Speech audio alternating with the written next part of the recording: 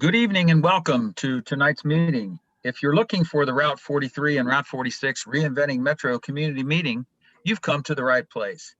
My name is Dave and I will be your moderator for tonight. Before we get started, let's hear a few words from Metro CEO Daryl Haley.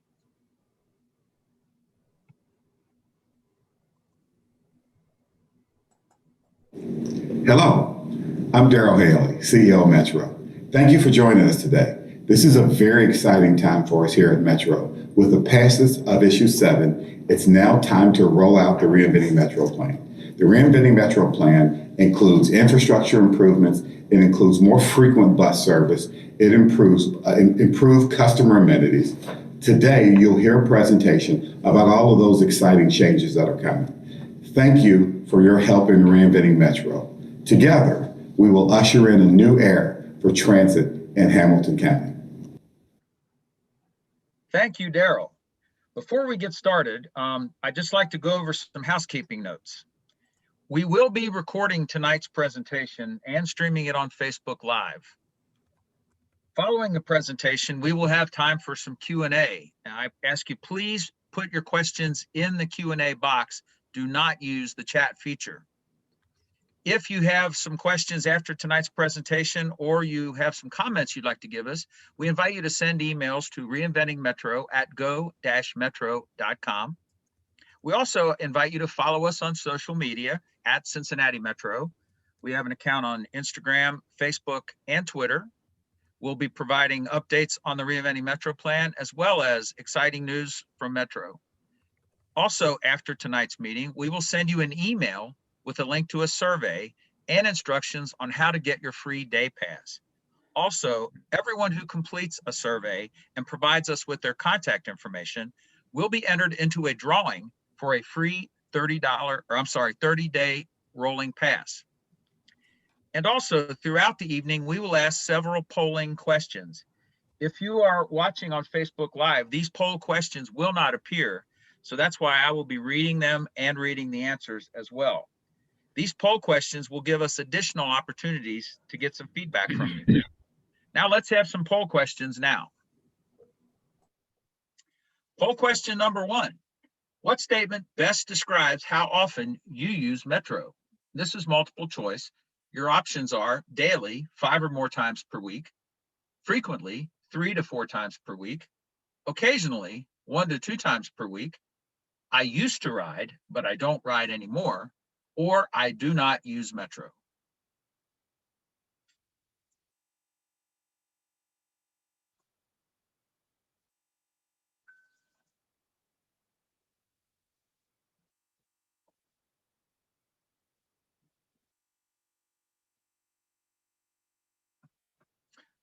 Okay, the answers are in.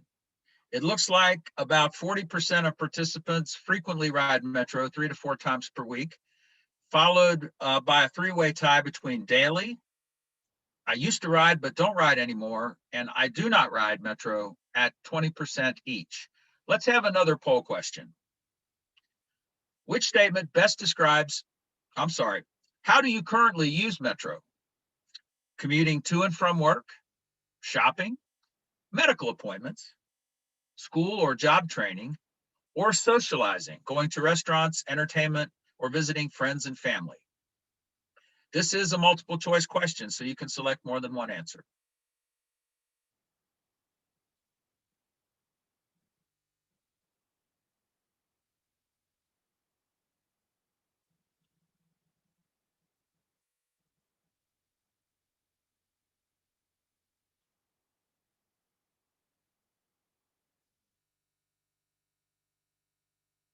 All right, time's up. Let's see how we did. It looks like shopping is the number one option here at 67%, followed by a tie between commuting to and from work and socializing at 50%. And medical appointments is also at 50%. And school and job training is also at 33%. So it looks like we're riding Metro for all kinds of reasons. We'll have some more poll questions later, but now let's go ahead and turn it over to our speakers for the evening.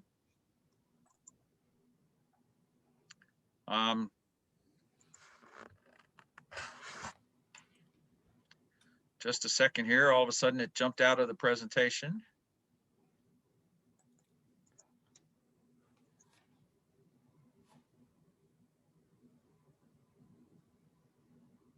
All right, I'm proud to introduce Khalid Shamut, who is the Vice President of Strategic Planning and Development. And he will be assisted tonight by Matt Morman, who is the Manager of Service Planning and Scheduling. Take it away, Khalid. Great, thank you, Dave. And good evening, everybody. And thank you again for joining us tonight on during this call. This is going to be our last call, unless I'm mistaken. So correct me, Dave. This is our last outreach before we, make tweaks and then come back with another round of meetings in the next couple of months or so. So again, thank you very much for joining us. And next slide, please, Dave. So as you all know, last year, issue 7, the levy passed to support Reinventing Metro. So we certainly, thank you all for supporting that initiative and for supporting, and putting your confidence in us and trust in us to deliver. And that was a huge win for Hamilton County in every aspect of it. And to deliver on that, we're sharing with you, some of the great improvements that we're planning for this year and the coming years. But just to put things in perspective, let me just talk about what is really Reinventing Metro. Reinventing Metro is about driving economic development in Hamilton County. Reinventing Metro is about improving mobility for all in Hamilton County. Reinventing Metro is about attracting new businesses and employers to our county.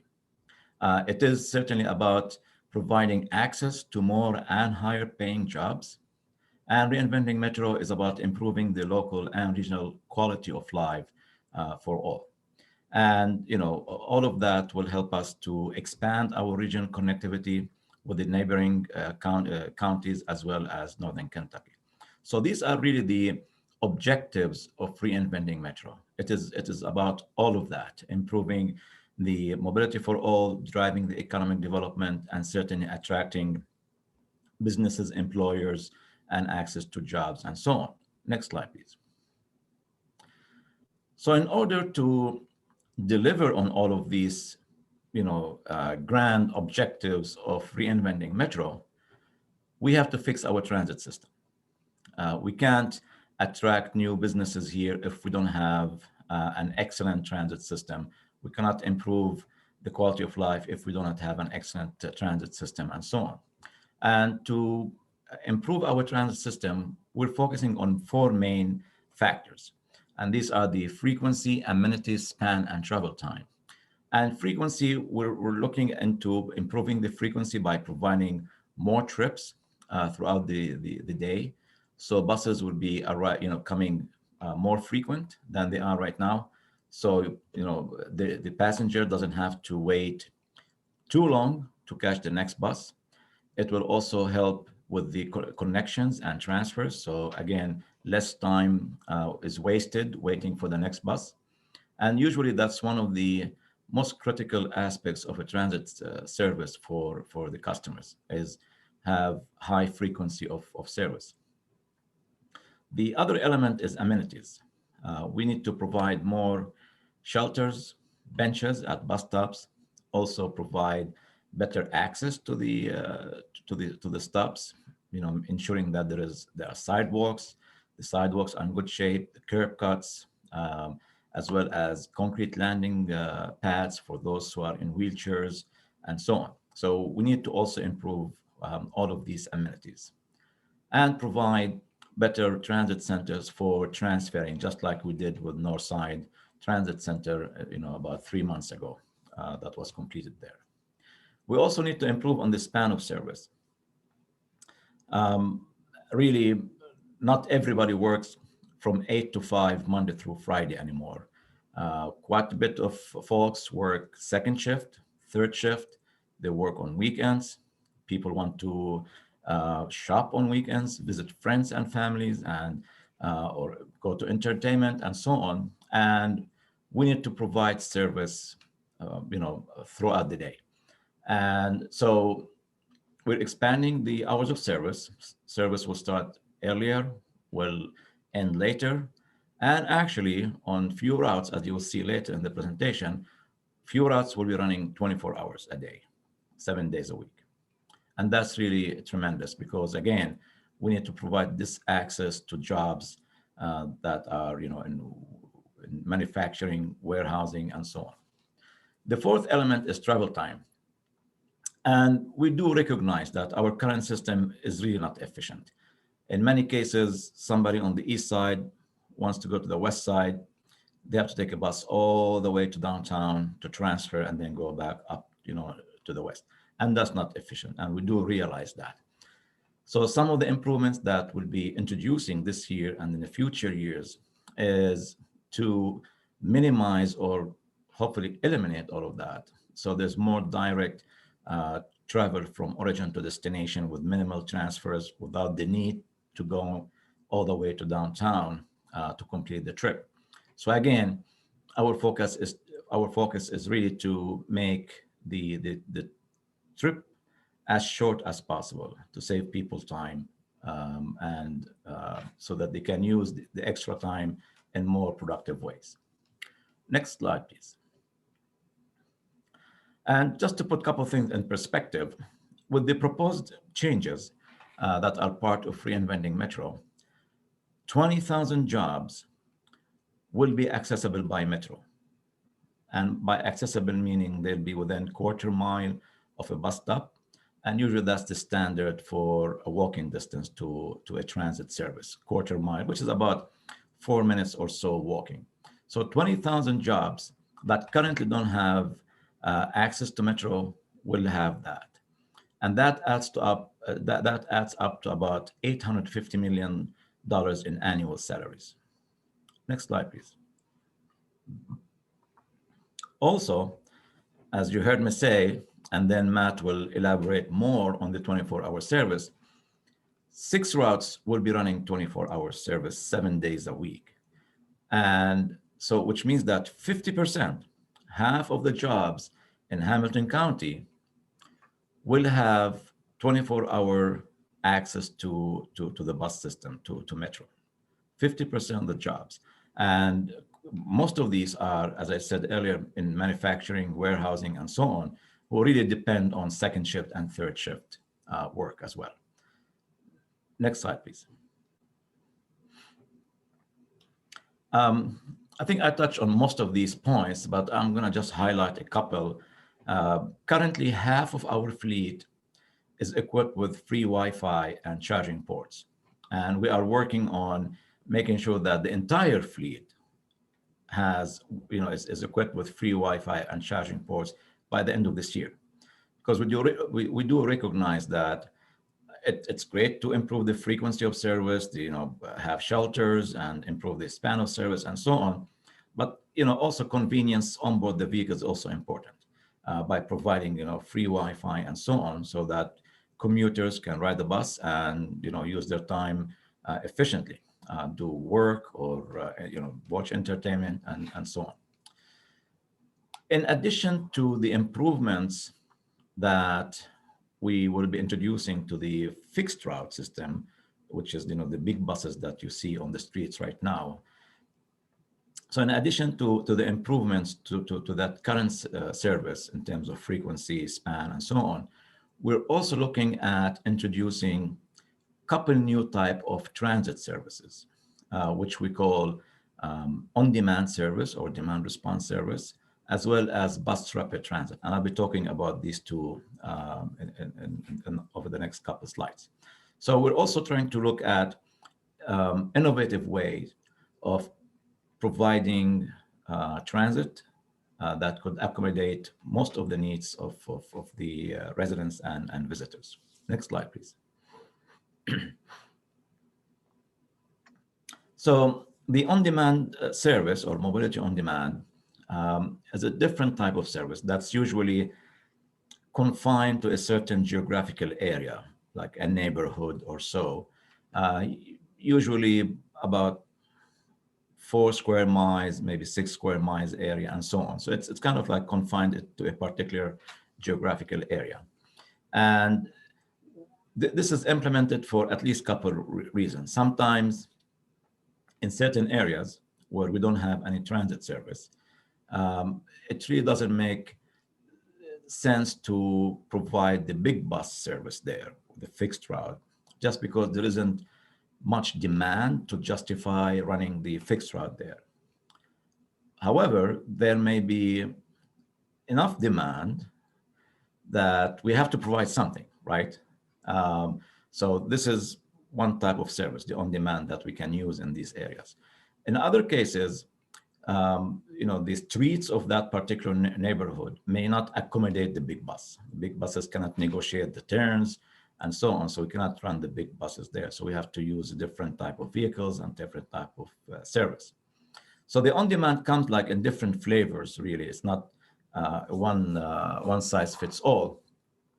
And the example on the left side, the point deviation flex, or a flex route, or a flexible route, is, again, so just imagine, a 4-6 square mile area or a neighborhood that has a route or two with established stops that people can go to the bus stop and ride the bus.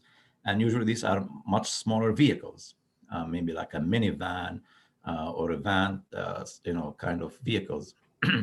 And anybody can call at least an hour ahead and request that that vehicle deviates. So it's going to get off route up to 3/4 mile and pick up that individual from their front door, whether it's their residence or workplace or shopping. And then the vehicle, will go back to the route, continue the route, and may drop that person off or somebody else at their final destination, again, to deviate. And that really helps to make it more efficient for most people to complete their trips within these geographical areas. At the same time, the route connects with the big bus network, so people can still continue their trips on the rest of the network. The other type, which is in the middle, anchored dial ride, again, you have that geographical area, and people will call to make reservations, and they'll be picked up from whatever location within that neighborhood. The difference is they'll be picked up, but then the vehicle will only drop them off at certain predetermined locations, like a shopping center or a transit center, and then they can connect with the rest of the network.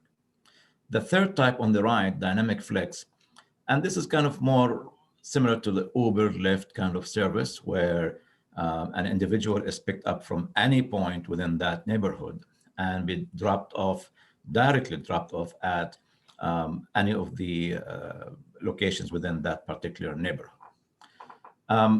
So they come in different flavors, and each neighborhood, depending on the characteristics of that neighborhood, the needs of the residents, in that particular neighborhood, the destinations and within that neighborhood. And so these systems are designed according to the needs of each of these areas. So we're looking into that kind of services to introduce it, to our service area here. And we'll be doing a study this year to identify which neighborhoods or areas that would benefit from this kind of service. And the plan is by second quarter of next year, we'll be implementing this type of service in at least 2 to 4 different neighborhoods. Next slide, please. The other type of service that we're also looking into and to introduce to our service area is BRT, or bus rapid transit. And on certain corridors, we may have very high ridership and very high demand for transit. And to make it more efficient for the customers and to make sure that the buses are traveling much faster, so they can, because they're carrying heavy loads, and we want to make sure that the riders get to their destinations in a fairly quick way and safe way, obviously. We introduced the BRT, and the best way for a BRT to be effective is for the buses to be physically separated from the rest of the traffic.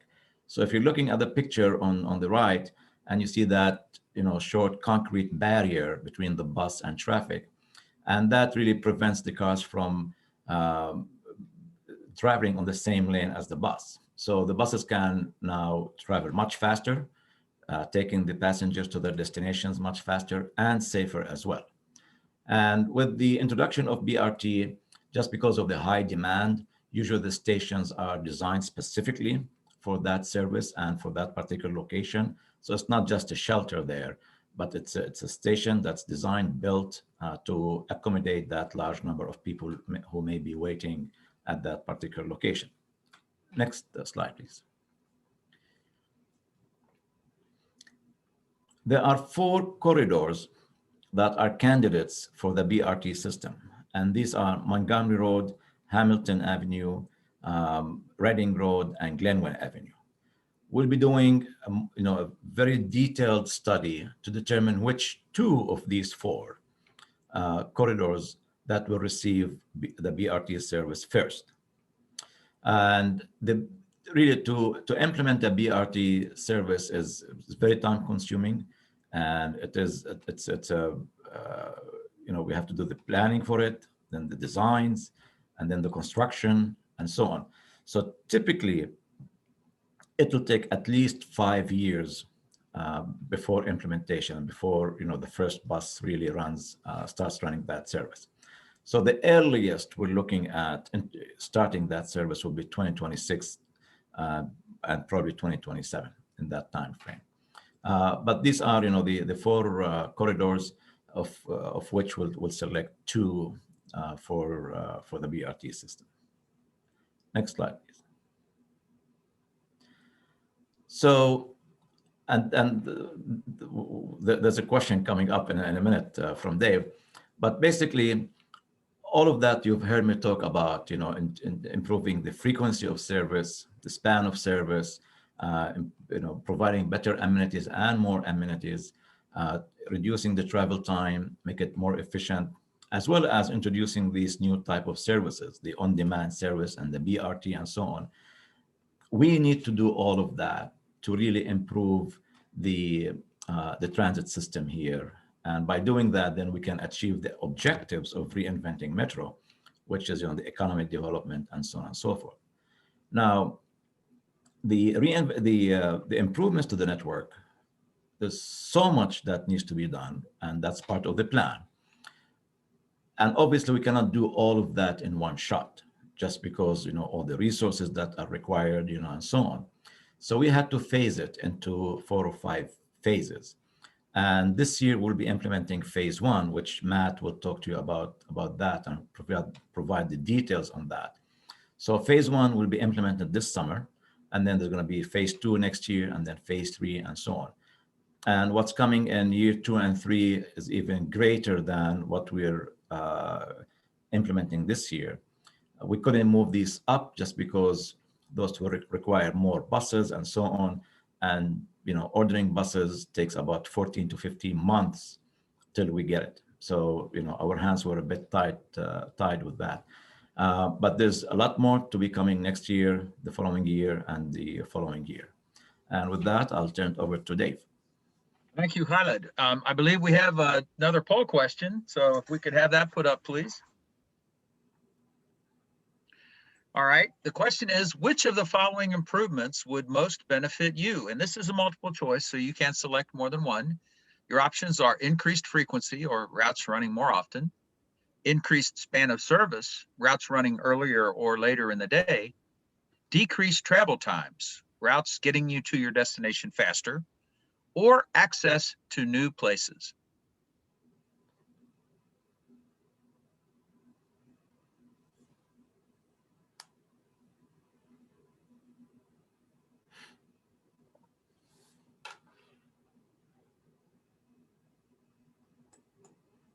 Okay, the answers are in, and we have a 100% for the first time tonight.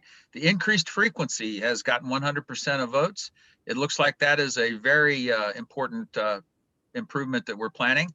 The next are all, well, let me see, decreased travel time is 71%, and access to new places and increased span of service both come in at 57%. So it's apparent that all of the improvements we're planning are very important to our participants this evening.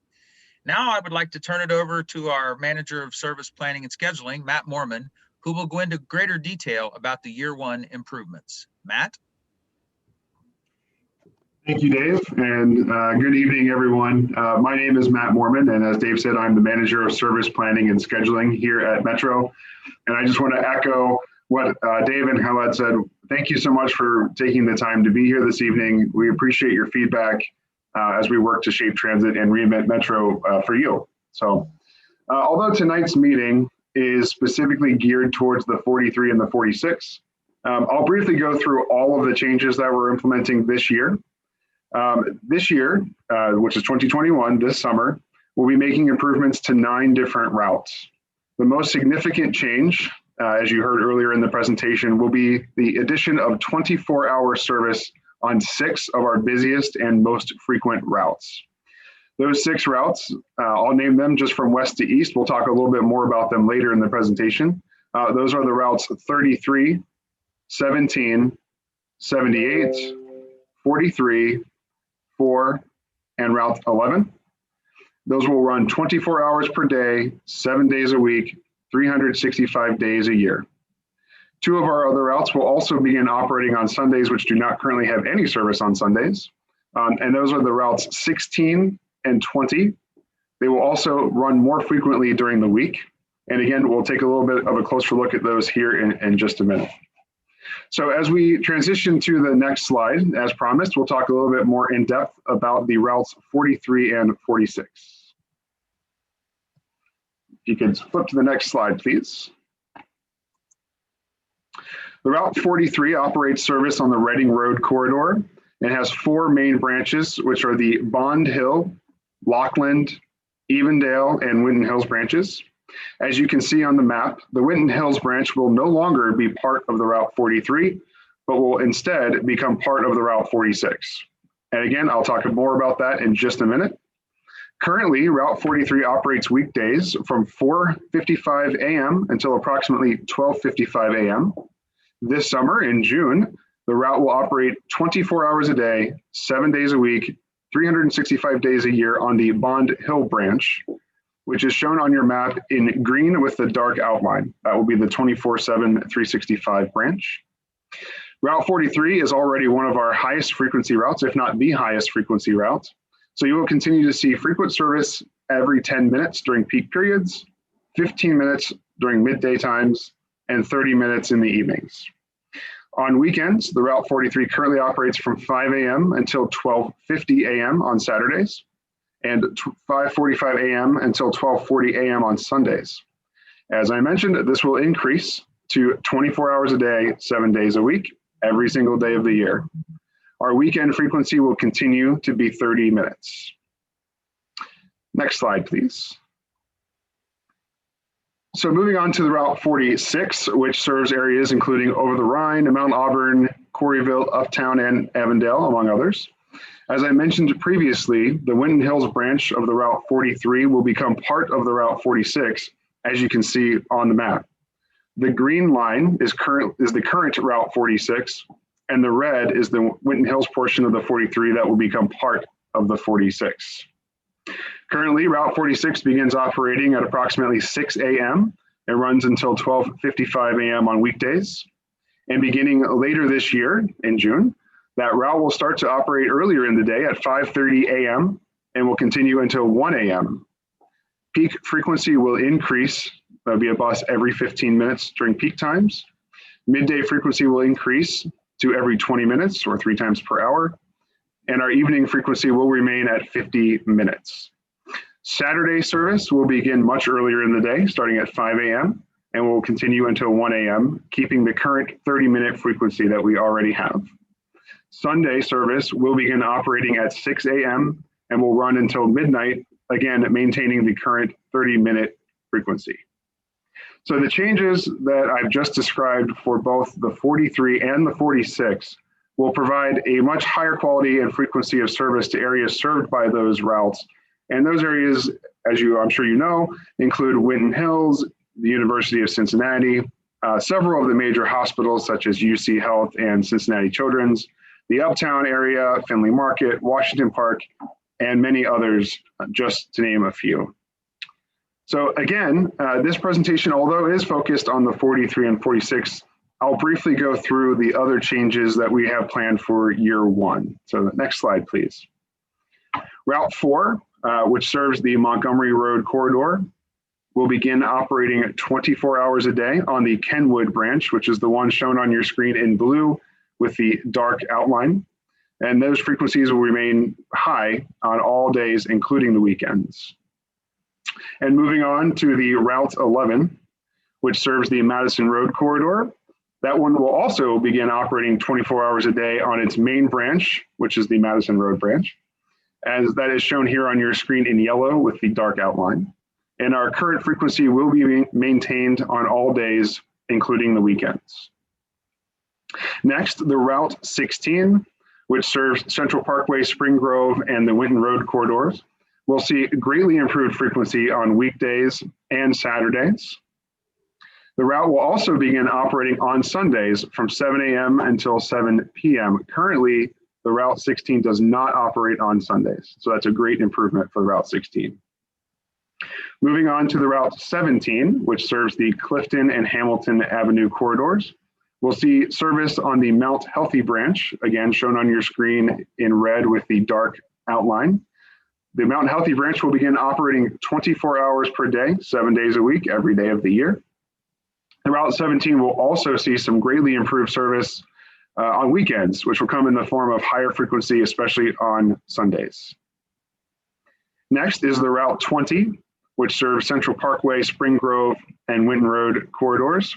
We'll see improved frequency on weekdays, which is actually down from 55 minutes down to 30 minutes. We'll also see frequencies improved on Saturdays, down to 30 minutes.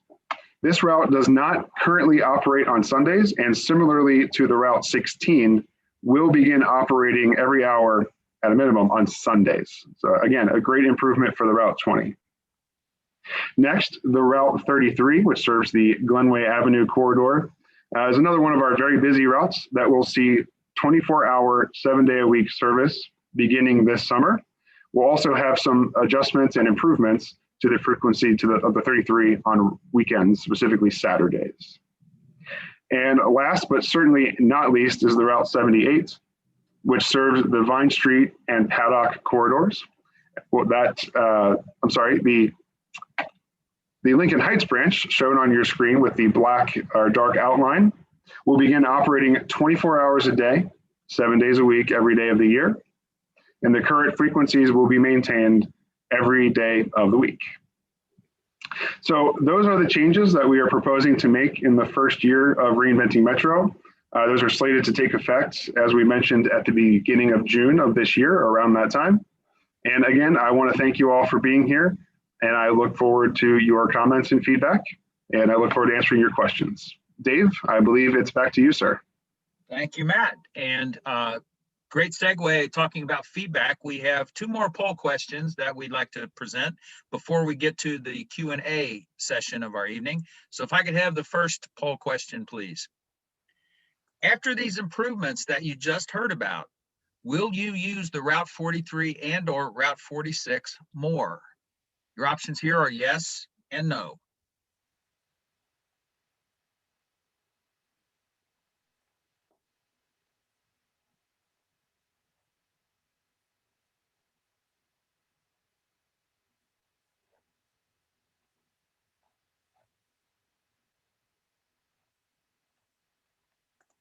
Okay, well, it looks like everyone answered yes, and that's great to hear. That also kind of makes the next question a moot point.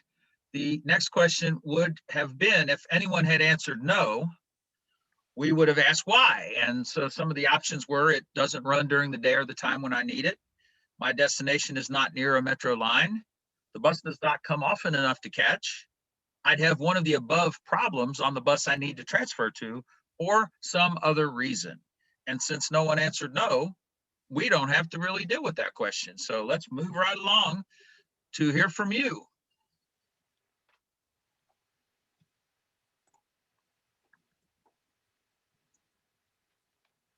So it's time for you to ask your questions.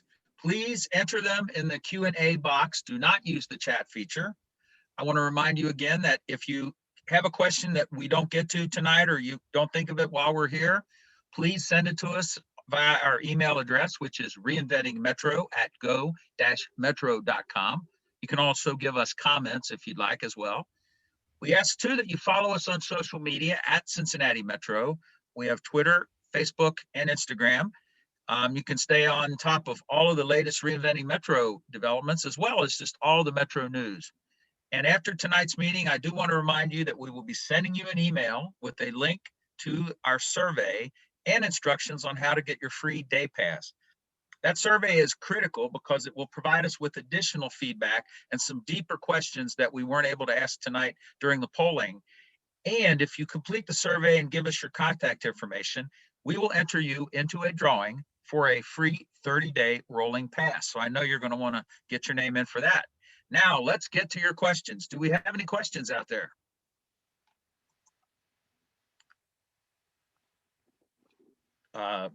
Is there anybody out there? I have some time for questions. Okay, we have one from Jamil Nevins, who wants to know, will the 46 continue to go down Mitchell Avenue? So I'll jump in and answer that question. Currently, that is the plan. It will follow the same routing as the current 43 Winton Hills branch. It will just become part of the 46 instead of the 43, which will allow us to provide better service, more frequent service to that branch. So the answer is yes. Okay, we have another question. Will you provide security on the buses that are running after midnight?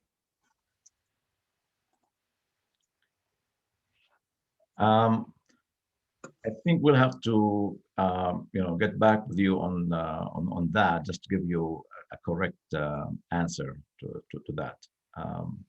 Now we do have agreements, and contracts with the police force to provide, random presence of police officers at some of our facilities, transit centers, and on our buses. So I'm assuming that that will be the case, but I don't want to answer it right now because I don't know the details of that. So we'll have to provide you with an answer at some later point. But this is a great question, and I think we need to be able to answer it soon. Thank you. Well, and if I could add to that, Khalid, we currently have video surveillance on all of our buses. Yeah. And our newest buses also come equipped with a monitor that faces the riders that actually shows the video feed. So people that are riding the bus can actually see themselves as they're riding. And studies have shown it's much like when you do the self-checkout at Kroger's or Target or places like that. Studies have shown that when people are aware that they're on surveillance, they're less likely to do anything that would get them or anyone else in trouble. Our next question comes from Cynthia, and she wants us to explain in more detail where the 43 and the 46 would be meeting up to link. We're saying that the 46 will take the place of the 43. What streets? Yeah, go ahead, Aled. I saw you starting to talk there. No, go ahead. If Dave could show the map of 46, that would be great. But go ahead, Matt, answer it. That's exactly what I was going to ask. If Dave could go back to the Route 46 slide with the map on it. So we're not actually replacing. We're not replacing the 43 with the 46. We're just taking a branch of the 43 and swapping it over to the 46. And again, that's so we can provide higher frequency and better service to that branch that currently is the 43 Winton Hills.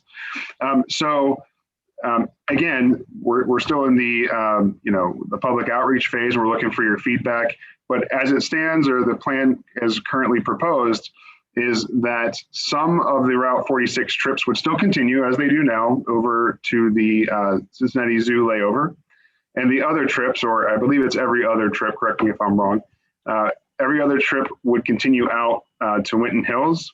And I know the map is a little bit small there, but they would link up between Prospect and Mitchell Avenue on Reading Road. So those set of stops on Reading Road between those two streets would be shared by the 43 remaining branches, the Lockland, Evendale, and Bond Hill branches, and the 46 Winton Hills branches. So there would be a good connection point at actually several choices along there. You'd be able to link the two together. Okay, thank you, Matt. We have a question from another Matt who wants to know, will these improvements on the Route 43 help with his transfer from Metro's Route 24 Uptown Anderson? Mark or Matt? Mark, do you want to take that? Introduce yourself, Mark. Sure. So with the Route 43 improvements, can you all hear me? Yes, but introduce yourself first. All right. So I'm Mark Saman. I'm the Service Planner 3 at Metro, working on the Reinventing Metro project. So for these improvements with the 24-hour service, that won't directly impact the connection with the 24 because the 24 isn't going to be running that late. But in the future years, when we increase the frequency on both the 43 and the 24, it'll make it more convenient to transfer because there won't be such long gaps, especially on the 24, which runs much less frequently than the 43. So yes, that connection will get easier as we start running more buses on these routes. Okay, and we have another question. When we implement these changes, will the fare be increasing? Very good question. And the agency is working on fare restructuring project, which, because we all realize that the fares based on zones or zone-based fares is very confusing for everybody. And in some cases, actually, it's a hindrance to certain individuals to use the transit system, understandably so, because fares are a bit confusing. So we're doing a fare restructuring study to get away from the zones. So it'll be a flat fee or flat fare, with variations. So the express route will be priced differently from the local service, just because of the nature of that service. And we're hoping that we'll be able to roll this out soon in the next few months.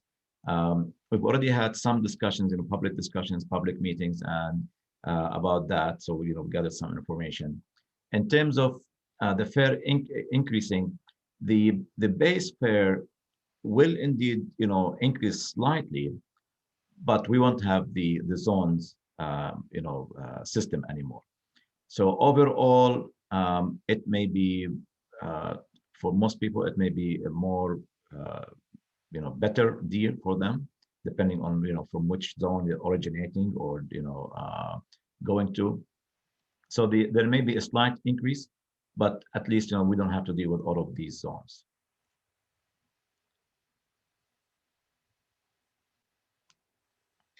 Okay, we have another question. The Metro Fare deal sticker is going to go up to $40 from $38.50. He wants to know, is that information correct? Quite honestly, I'm not 100% sure. Anybody on the call can answer this? Well, I can take that one. That is the proposal at this time. That is the information that we have provided to the public, and we've received feedback on it. We have not made that decision yet, but that is what we are proposing. The SORTA board will be hearing a presentation on that and making a decision on the final fare simplification at their February meeting, which is coming up. Our information about the fare simplification project is on our website, go-metro.com. I invite anyone who wants more information to go there and take a look at it. It is just a proposal. None of that has been decided upon yet. It will be going to our board this month for a final decision.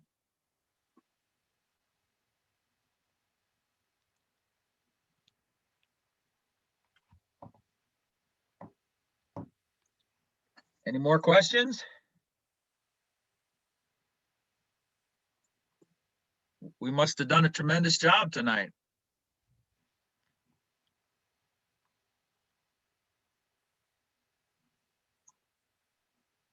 All right, going once, going twice, going 3 times. No more questions? Oh, you got one more. You got one more. We do? Okay. got that in under the wire. Will we install credit card machines on the bus?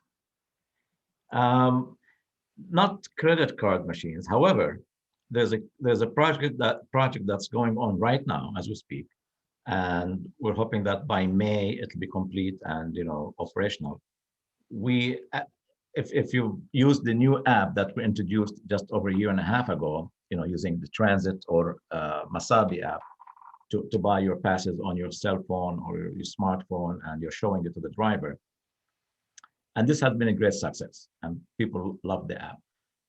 However, showing it to the driver is kind of problematic for the customers, for the driver, and for us, because we want the drivers to focus on driving and make it more efficient to board and so on.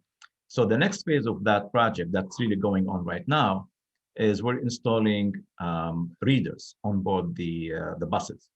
So when the customer boards the bus, they don't show their phone to the driver, but they scan it, on the readers, and the fare reader, electronic fare reader, will read the fare, and will beep, if there's the correct fare, or give it green light and so on. So you don't have to show it to the driver. You just use the reader. The reader will not take a credit card for payment, at least right now. Now, down the road, maybe in a year or two, or later, we may decide that there is a need for that, and we need to accommodate that need. Then we'll revisit that. But these readers are pretty sophisticated, and we made sure to get the more sophisticated readers so we could do more with them down the road. I hope that answered your question. And I would like to add that if you do need to use a credit card, we have ticket vending machines. We have one downtown. We have two in the University of Cincinnati and Clifton area. And we also have one at the new Northside Transit Center that do accept credit cards for dispensing bus fares. So, we're trying to accommodate all of our customers' needs in very different ways. Do we have any more questions from the audience tonight? All right, if we don't have any more questions, we're going to get ready to wrap things up. I want to thank you once again for attending and for all your great questions and comments. I want to remind you that we're going to be sending you a survey after this meeting concludes that we'd like you to complete. It's critical that we get your feedback. It will help us to refine this plan and make it even more beneficial for you. If you finish that survey and give us your contact information, you'll be entered into a drawing for a free 30-day rolling pass. That email also has information on how you can get your free day pass, which is our gift to you for attending tonight's meeting. I also want to remind everyone to follow Metro on our social media pages, and also to address any questions or comments they have to our email at reinventingmetro@go-metro.com. That is monitored daily. And any questions that we get are forwarded on to the planning team that you heard from tonight. And we also invite you to just visit our website, go-metro.com, frequently for updates on the plan and all the other things that are happening at Metro. So I, again, appreciate everyone for attending, and I thank you and have a good evening. That concludes our meeting.